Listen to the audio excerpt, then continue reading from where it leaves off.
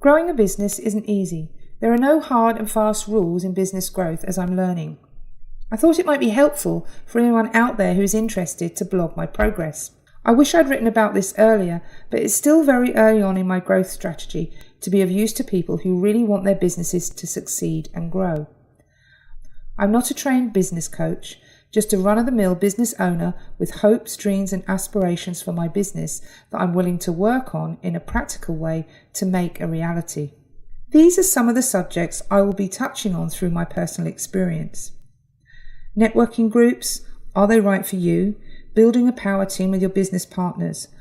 Marketing essentials, websites, graphic designers, printers and marketing consultants. Time management, cost savings and balance.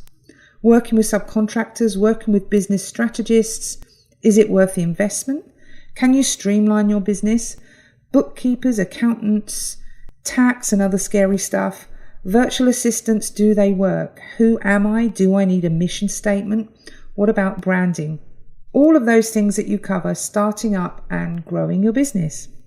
One of the major obstacles I hear from other business owners I'm working with is, I'm too busy working in my business to work on my business.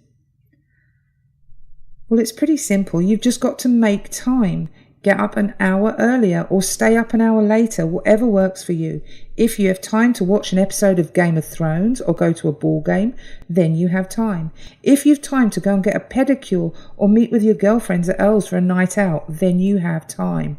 I'm not saying you shouldn't have a social life or work-life balance. That is important.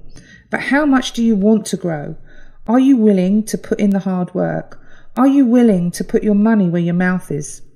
These are the hard questions I asked myself before I started on this new adventure. Be honest. Are you happy with the business you have?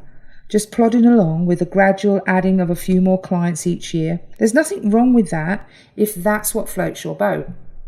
Or do you have a dream that sees your product or service being used and appreciated by our global community?